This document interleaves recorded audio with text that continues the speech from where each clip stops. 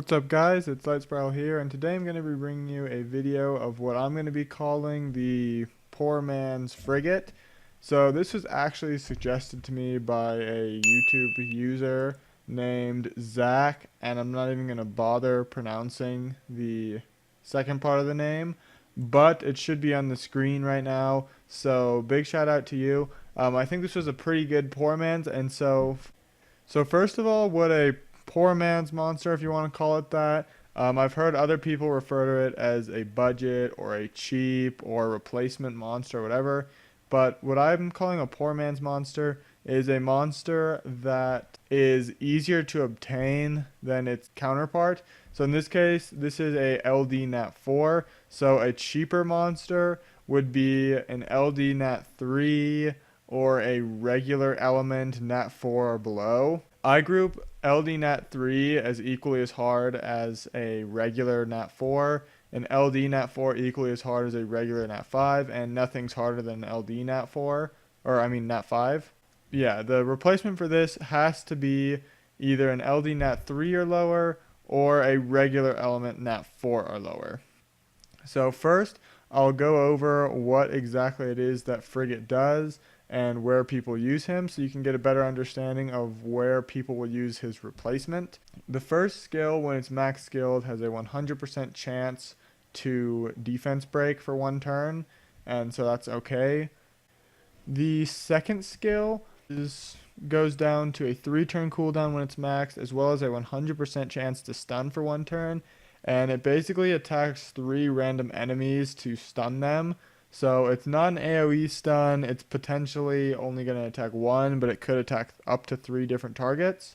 And then the third skill is kind of what he's famous for. The third skill, AoE, increases the attack bar of everyone by 50% and reduces their skill cooldowns by 1 turn.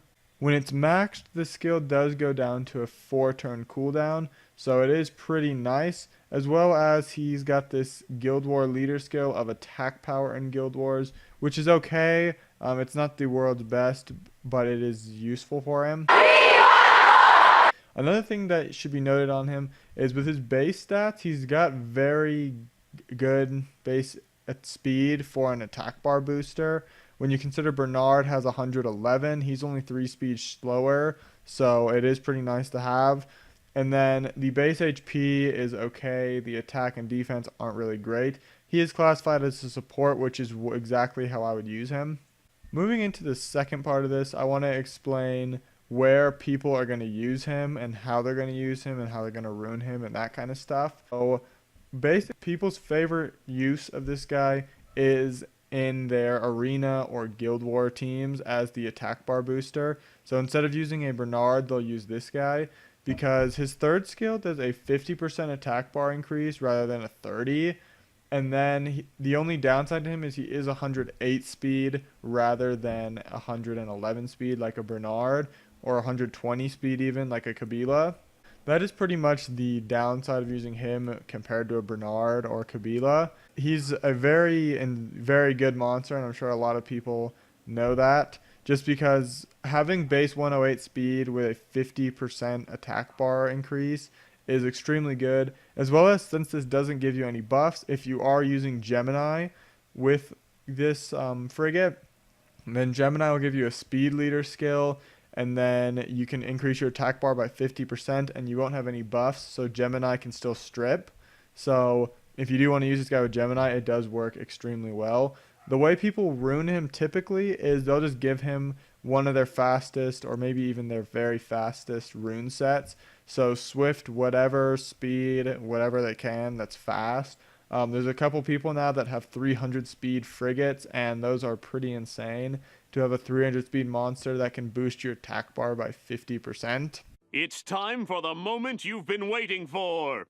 Da, da, da, da, da, da, da, da, da, da, da, da, da, da, da, da, da, da, da. So now getting into what I'm going to be calling the poor man's frigate is I'm going to say it's Purian. So Purian is a natural 3-star. He's water element, and he's obtainable from a secret dungeon, so he is completely farmable. So I'll run over his and explain how he's really similar to Frigate. So his first skill will do a little damage depending on how you ruin him. And if you crit, he'll increase your attack bar by 30%. So it's not AoE, it's just himself. The second skill will go down to a 2-turn cooldown if it's maxed, and it will freeze the enemy, or sorry, it says stun. Stun, freeze, same thing. It'll stun the enemy for 1 turn if it crits. This also gets a 50% crit rate bonus. With the third skill that I'm about to read, it's a 100% chance, basically.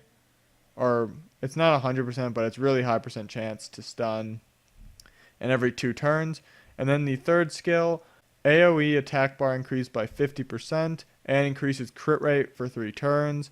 This goes down to a 3-turn cooldown when it's maxed. And he has this leader skill, which could be useful and it could not be useful. It just depends on your team. 23% crit rate of water monsters. If you're using water nukers, this could come in useful, like if you're using Julie or something. So getting into how he's like Frigate, I'm sure it's pretty obvious for some people at least. The main thing is, if you go back to what I said about Frigate, I said the number one thing people like about him is the attack bar increase by 50%. Well, this guy also does attack bar increase by 50%, and instead of decreasing cooldowns, he will increase crit rate. Which one's better?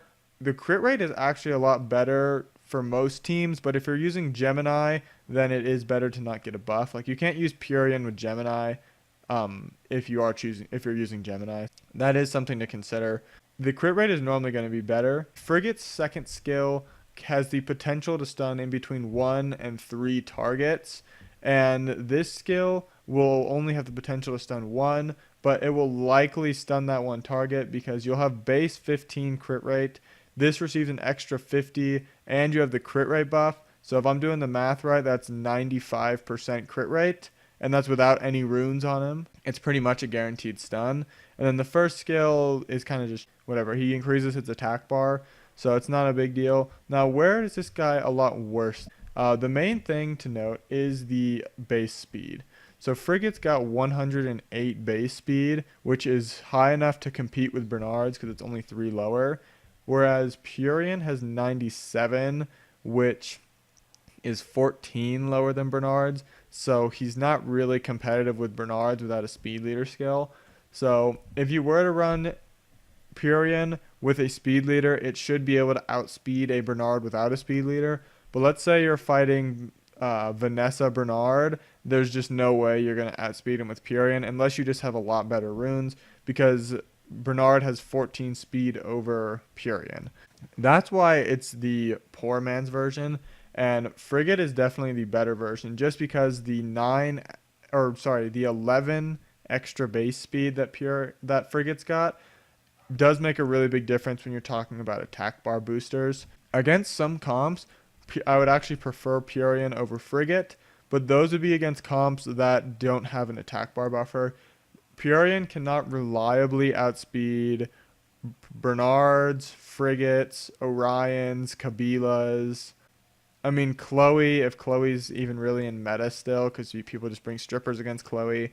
But Purian can't really reliably outspeed most of the very popular defense attack bar boosters right now. He isn't going to be very viable against attack bar boosters. But against other monsters, he is really good, because since it's 50%, then you likely don't need another attack bar booster. Like, you don't need to run Purian and then a Megan after or something. Like, you can run Purian, Galleon, and your double nukers, and it should be okay. Or whatever. You could run Purian, a buff stripper, Galleon, and a nuker, whatever the case may be. It should work pretty good. His leader skill works with water nukers that you might have. So anyone that has Alicia, anyone that has Julie, those kinds of monsters will work really good with him, because the crit rate leader skill will come in really handy actually to have 23 extra crit rate. That's almost the same as a crit rate buff. A crit rate buff is 30, but he also buffs your crit rate. So he's really giving 53% crit rate to your water monsters if you have a water damage dealer. So, or if you're using his leader skill.